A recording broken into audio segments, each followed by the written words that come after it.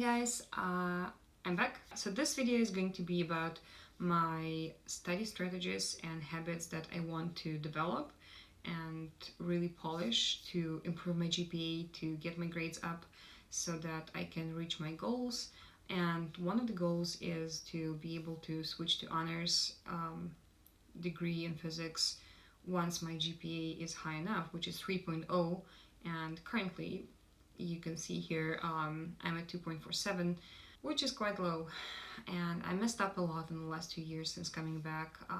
I know it's not going to be easy. I know how to calculate the GPA by hand. I figure out the calculation strategy. Yeah, if I can somehow miraculously do at least 3.5 to 3.8 GPA every semester, it would take me about 3 semesters to get my GPA to 3.0. Yeah, another thing was to get at least a B in the modern physics class, which is the second year freshman physics course, calculus based, which I have to retake. So I will do so. Hopefully I get into the class this semester because it's full. One of the things I want to do is to get into the honors program. If not, I will have something to show for my work, that I'm able to work hard, that I'm able to learn effectively and achieve the things that I want to achieve. Yeah, because I'm starting year 3 and I still don't know what kind of physics I want to do. Do I want to go academic route, or do I want to go into the industry? Academia seems to be out of reach just because my GPA is so low, but then I've never done any kind of research, and I also never done any kind of internship in my intended work area. I hope next summer to be able to get into one of those programs, like either internship or research, to try and see what it is, what I like. Do I like research? Do I like academia? Because so far I can say I really like university setting, and I could totally imagine working there in whichever position. I don't know yet, but it seems to be out of reach. It seems to be so unrealistic at this point. I'll try my best and see where the year 3 brings me and what happens next summer. And I know the GPA is not everything. As long as you have something to show for it, as long as you have some other thing that you focus on, that you can show that you're good at, like because you're trying to use that time on that other thing, your GPA suffers a little bit. In my situation, I have nothing to show. I don't know what I could show potentially, except knowing 3 languages. Other than that, I'm pretty much novice in any area. I can't code, I can't, I'm not a genius at math. I can't do much beside studying at this point, and if I can show anything else, then I should at least get my GPA up to open up more opportunities. And also, I don't want to use my situation as a mature student with 4 kids, trying to managing school and family. I don't want to use that excuse for being a C/B student. I realized that there are so many smart kids out there, hardworking kids that are going full-time to school, taking full course load, 5 courses, maybe even more, working part-time jobs, and having things on the side like extracurricular activities, and they do great, and I don't. But I know why. Like, now I know for sure why, because my study habits just suck. And this year I'm determined to change that. And this year I really want to address that, and I want to change that so that at the end of the year I have something to show for my work, and not to be relying on the excuses all the time. When I was looking back and trying to analyze that semester after semester, I see that my old study habits, my old tactics just don't work. And trying to repeat the same stuff again this year, like, it will be silly to think that it will bring me different results. So obviously I have to change. I have to change the way I study. And I came up with a few tactics that I want to try, and I want to focus really hard on that. Let's see, and I'm going to share the whole process with you guys. So there are like 5 ways I want to do in order to get my grades up. The first one will be the way I take notes. I want to change the format of the notes. I am planning to use the Cornell note-taking system.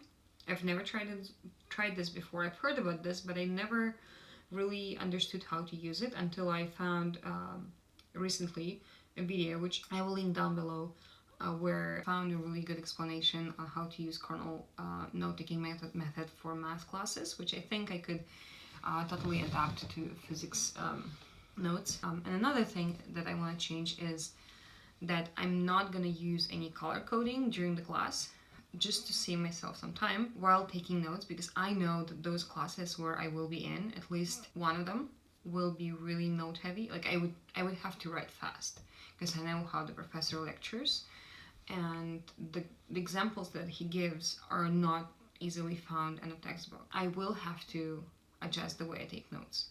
First, the format, and the second is just no color coding. The second thing I want to change is the way I interact with the notes afterwards, after they are taken. I almost never looked back at the notes. I would take them, but I would rarely actually use them as the study material. I always went back to textbooks, started reading it from scratch, trying to take my own notes from the textbook, which took forever, and I had no time left for doing any kind of active recall or quizzing myself or solving problems. That's what I was supposed to be doing. What I'm gonna do is quick reviewing after the lectures. Like as soon as I got some time, maybe like 10-15 minutes of time after the lecture, quickly go through the notes and review the today's lecture, and maybe then do the color coding and try to come up with some questions from that note set from that day, creating the self-quizzing questions for myself, or anything that's really unclear that I should maybe look into more deeper. So using those questions that I create for myself later for studying, and active recall, like active review of the material, not just passively rereading notes. Because active recall and spaced repetition altogether supposed to be really good study techniques, and I've never really tried them in their full scope, how they're supposed to be done. And now the third thing now the third thing that I'm gonna do is, when speaking about the active recall questions, those self-quizzing questions created from the notes and maybe from reading the textbook, I'm going to keep track of those quizzing questions, not just in the notes on the margins, on the Cornell note paper on the left column. I will also transfer them into one of the two apps that I'm going to use for that. Yeah, I'm not really sure which one of the two I will prefer. I'll have to test that first, so I can't really speak for that like 100% now, but it's going to be either Google Sheets, which I set up already for that purpose, and I'm going to show you in a later video what I'm talking about, or Quizlet. Because I really like how Quizlet looks like, and there are some functions that I really enjoy. I will try to use these two things. Just want to keep things simple without overdoing it, but still being able to use the active recall and spaced repetition all together.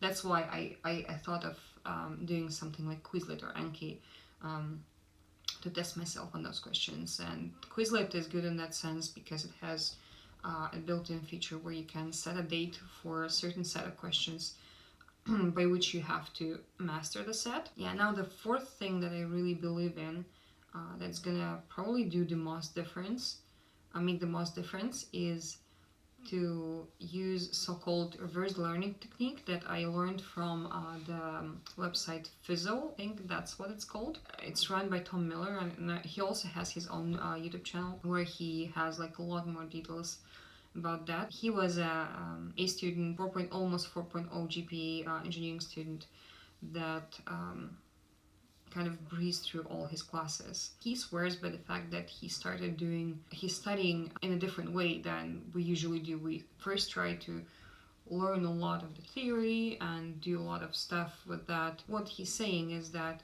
he was just starting with the most difficult problem, trying to decompose it into pieces, ask a lot of questions himself. Why is that happening? Why is this? What does it mean for this to happen or for this to happen? Find answers, like going backwards. If he has to go to the textbook, he will, but only for those things that he needs to know to solve that particular problem. And by decomposing the problem in that way and looking at the solution, ready solution, to see why each step was taken in that solution, and then trying to solve the same problem by himself, and then moving on to other problems without looking at the solutions and trying to solve it yourself. Try to solve as many problems as I can and actually spend at least 70% of my study time on problem solving instead of reading textbook, and the remaining 30% on reading textbooks, because I did it backwards before and I ended up spending so much time, wasting so much time, which was just, sad.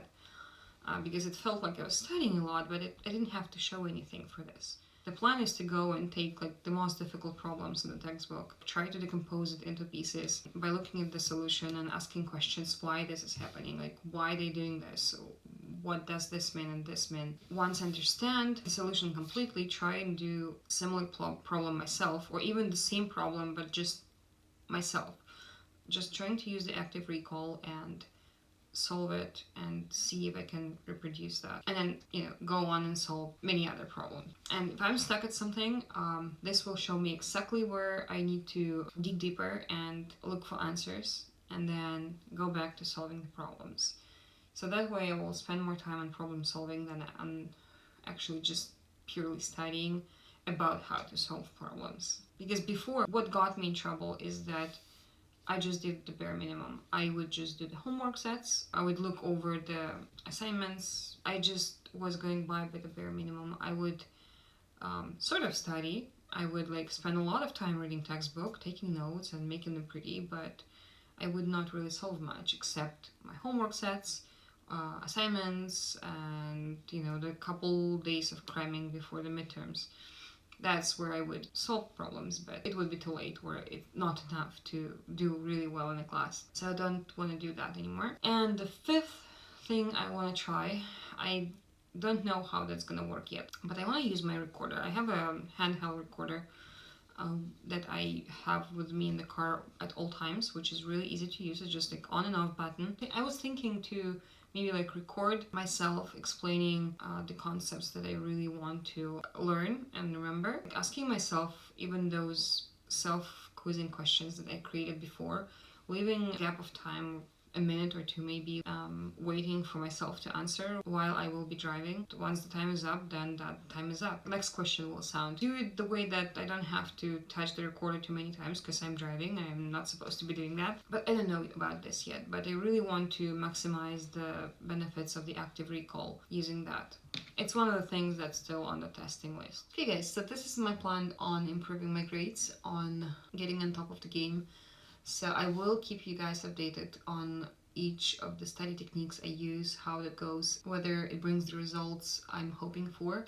And I will do more detailed videos on each of the techniques as well. And I will show you the tools that I'm using. So I really hope you guys will have a great day today, and I'll see you in the next video.